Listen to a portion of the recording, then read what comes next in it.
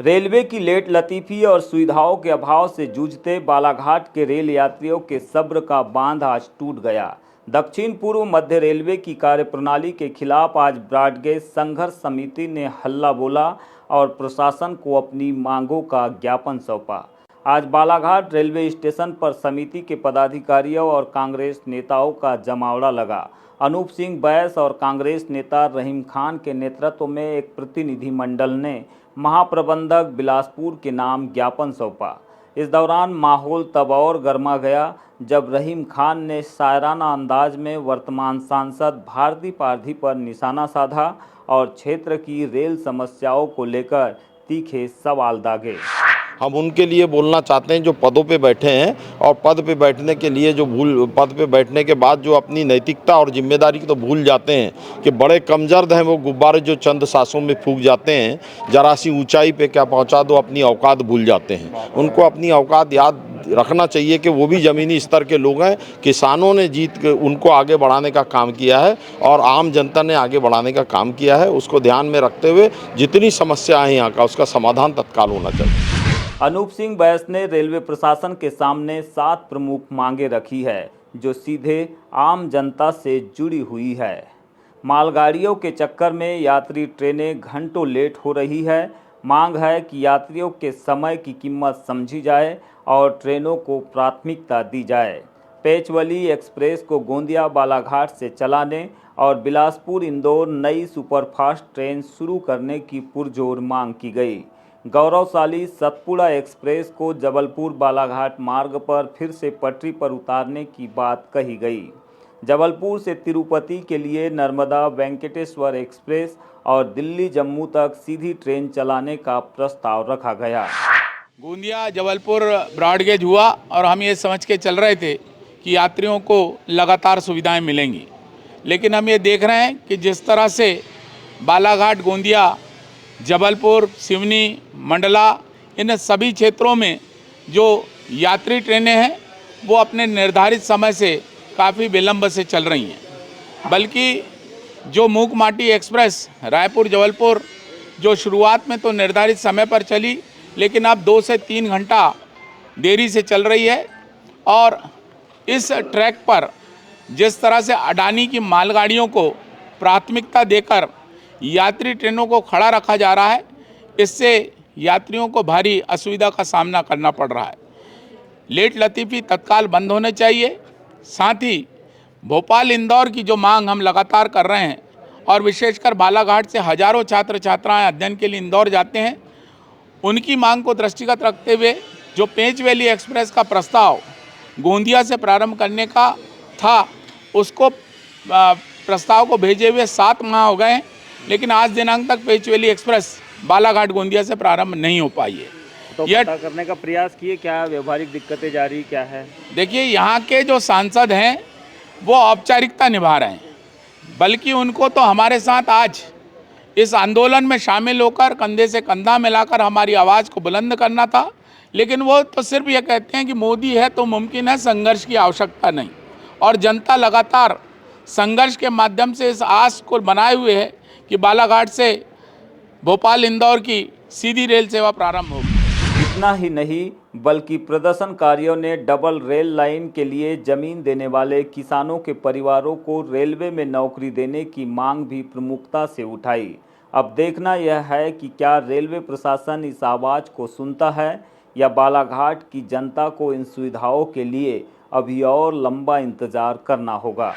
इस समय जनता पूरी सड़क पर इसलिए है कि जितनी भी ट्रेनें हैं वो सभी ट्रेन लेट हो गई हैं। हमारे न्यायालयीन काम के लिए जब ट्रेनें आती हैं तो सही समय पर यहाँ मुकम्मल समय निर्धारित समय में नहीं पहुँचा पाती हैं और जितनी भी मालगाड़ी हैं वो समय पे जा रही हैं।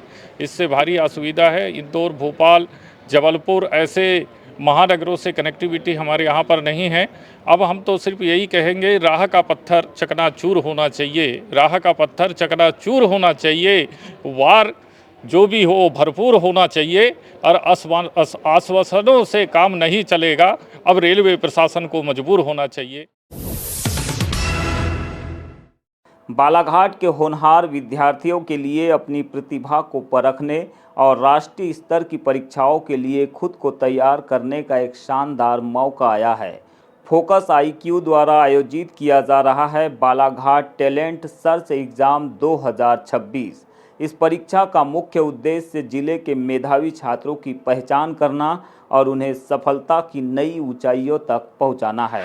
एक्चुअली फोकस आईक्यू एक टैलेंट सर्च एग्ज़ाम कंडक्ट कराने जा रहा है, जिसमें कक्षा 8वीं से लेकर के 11वीं पास तक के बच्चे परीक्षा में अपीयर हो सकते हैं।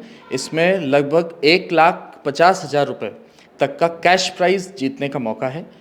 बच्चे जिस हिसाब से आएंगे, अगर आप 8वीं का पास कर रहे हैं, 9वीं पास कर रहे हैं, 10वीं पास कर रहे हैं, 11वीं पास कर रहे हैं, तो आप इस पेपर के लिए एलिजिबल हैं और एग्ज़ाम दे करके आप अपनी स्कॉलरशिप ले सकते हैं। सर, एक्चुअली फोकस आईक्यू एक नोएडा का मुख्य रूप में संस्थान है। नोएडा से हम लोग छोटे शहर बालाघाट में इसलिए आए हैं क्योंकि कई बार देखा जाता है कि जो बड़े ब्रांड्स हैं वो छोटे शहरों में अपने ऑफिसेज नहीं खोलना चाहते, अपने संस्थान नहीं खोलना चाहते। उसके कई कारण हैं, लेकिन हम लोगों ने अपना संस्थान इसलिए खोला है कि बालाघाट से किसी भी बच्चे को जेई की तैयारी करने के लिए या नीट की तैयारी करने के लिए बाहर ना जाना पड़े। अभी आप मेरी बात ले सकते हैं तो मैं जेई एडवांस का टीचर हूं और यहाँ मैंने 10 साल से पढ़ा रहा हूं। मैं कई बच्चे जेई में, आईआईटी में सिलेक्शन हुए हैं, कई बच्चे नीट में भी सिलेक्शन हुए हैं और अब बालाघाट में फोकस आईक्यू के नेम के नीचे हम लोग इस तरीके से काम करने चाह रहे हैं कि बालाघाट का हर बच्चा अपने शहर में इस बात को महसूस करे कि हाँ, बहुत अच्छी तैयारी यहाँ पर हो रही है और हम यहीं से सेलेक्ट होकर के आईआईटी और अपने ड्रीम मेडिकल कॉलेज तक। कुल 1.5 लाख तक के नगद इनाम, मेधावी छात्रों को 100% तक की छात्रवृत्ति प्रदान की जाएगी। टॉप 10 रैंक हासिल करने वाले सभी छात्रों के लिए नगद पुरस्कार और स्कॉलरशिप सुनिश्चित की गई। कक्षा 8वीं से 12वीं तक के छात्र अपनी श्रेणी के अनुसार निम्न तिथियों पर परीक्षा दे सकते हैं। कक्षा 11वीं और 12वीं 29 मार्च 2026, कक्षा 8वीं, 9वीं और 10वीं 5 अप्रैल 2026। पंजीकरण की प्रक्रिया शुरू हो चुकी है। आवेदन करने की अंतिम तिथि 30 मार्च 2026 है। इच्छुक छात्र फोकस आईक्यू, हनुमान चौक, गोंदिया रोड, बालाघाट के हेल्पलाइन नंबर 6267725913 पर संपर्क कर सकते हैं। अगर आप भी प्रतियोगी परीक्षाओं के लिए खुद को तैयार करना चाहते हैं और अपनी काबिलियत को साबित करना चाहते हैं तो इस परीक्षा का हिस्सा जरूर बने। शिक्षित भारत, श्रेष्ठ भारत की दिशा में फोकस आईक्यू की यह पहल वाकई सराहनीय है। इनमें अपन ये देखना चाहते हैं कि बच्चे जो आईआईटी जो नीट निकाल रहे हैं तो उनमें क्या प्रॉब्लम आ रही है, उनका फाउंडेशन मेन वीक हो रहा है। तो हम देखना चाह रहे हैं फाउंडेशन वीक जो हो रहा है, प्रॉब्लम क्या है। मेन बच्चा क्या करता है, 9, 10 में ध्यान देता नहीं है, वो क्या करता है बोर्ड पे फोकस करता है। 11, 12 पे भी बोर्ड पे फोकस करता है। जब वो क्लास 12 जब क्लियर करता है तो उसको दिमाग में आता है कि नीट करेंगे, जेईई करेंगे, तो उसका क्या होता है, बेस जो होता है ना वो ख़राब हो जाता है। तो मेन जो अपना जो है बेस क्लियर करना है बच्चों का 9, 10, 11, 12 के लिए। तो जैसे कि उनको जब नीट जब जेईई देंगे, एडवांस देंगे, तो उनको प्रॉब्लम कभी नहीं आए। ये हमारा मेन उद्देश्य है। फोकस आईक्यू जो नोएडा से हम लेकर आए हैं बालाघाट में, हमारा मेन उद्देश्य यही है कि बच्चों का बेस क्लियर करना है उनको।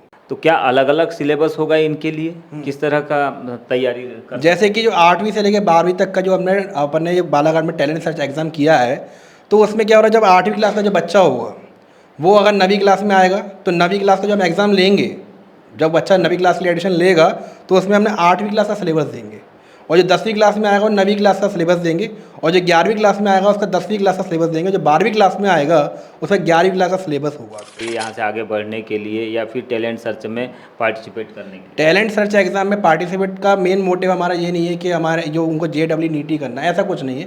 हर बच्चे का अलग ख्वाब होता है कि उसको अलग अलग टैलेंट में जाना है, अलग स्ट्रीम में जाना है।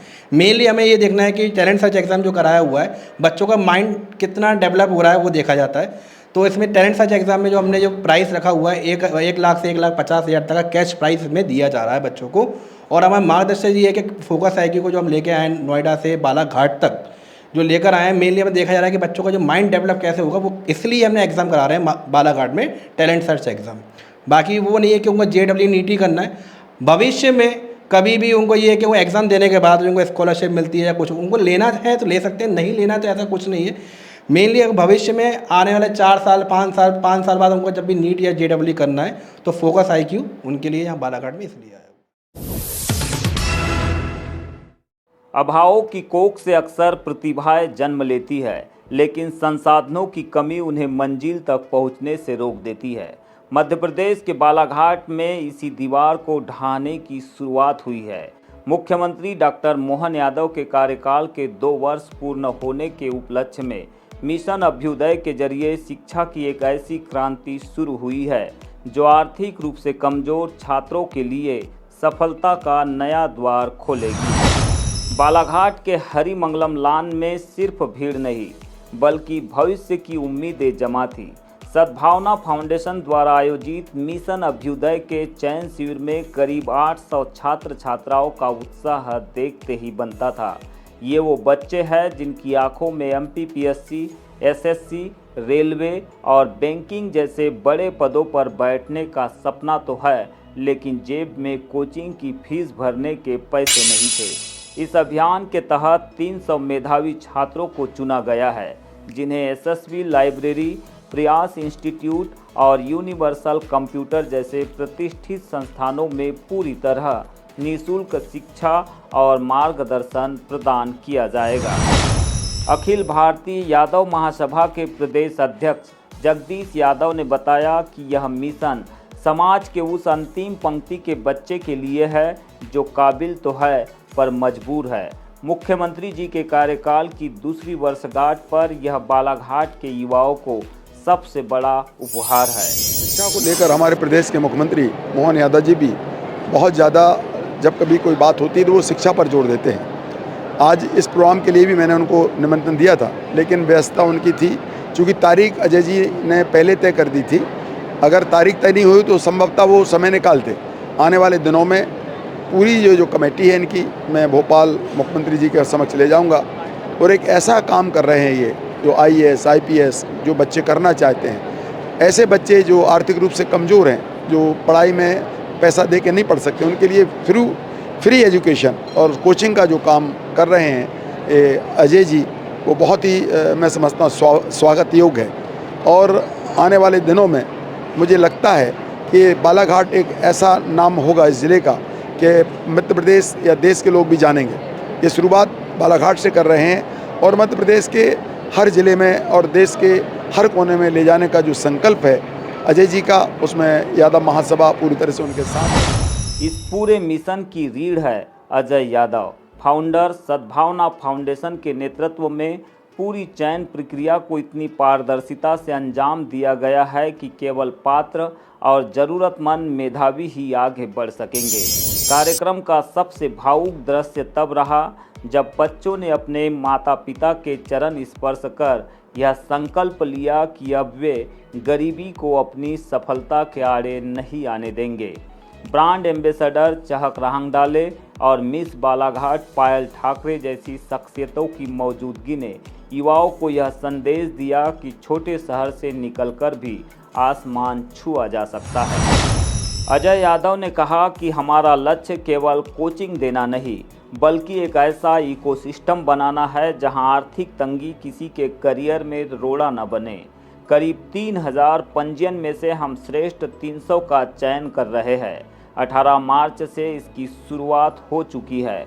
हम चाहते हैं कि आने वाले समय में बालाघाट से सबसे ज़्यादा प्रशासनिक अधिकारी निकले। 18 मार्च से इन युवाओं का भविष्य संवरना शुरू हो चुका है।